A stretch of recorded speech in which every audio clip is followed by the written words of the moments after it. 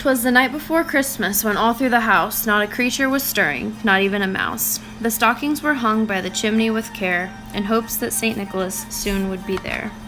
The children were nestled all snug in their beds, while visions of sugar plums danced in their heads.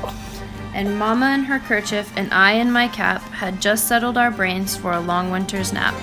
When out on the lawn there rose such a clatter, I sprang from my bed to see what was the matter. Away to the window I flew like a flash, tore open the shutters, and threw up the sash.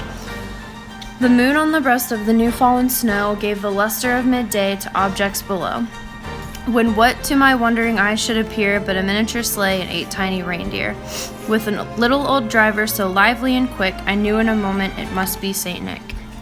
More rapid than eagles, his coursers they came, he whistled and shouted and called them by name. Now Dasher, now Dancer, now Prancer, now Vixen, on Comet, on Cupid, on Donner, and Blitzen. To the top of the porch, to the top of the wall, now dash away, dash away, dash away all. As dry leaves that before the wild hurricane fly, when they meet with an obstacle mount to the sky. So up to the housetop the coursers they flew, with the sleigh full of toys and St. Nicholas too. And then in a twinkling I heard on the roof the prancing and pawing of each little hoof. As I drew in my head and was turning around, down the chimney St. Nicholas came with a bound. He was dressed all in fur from his head to his foot, and his clothes were all tarnished with ashes and soot.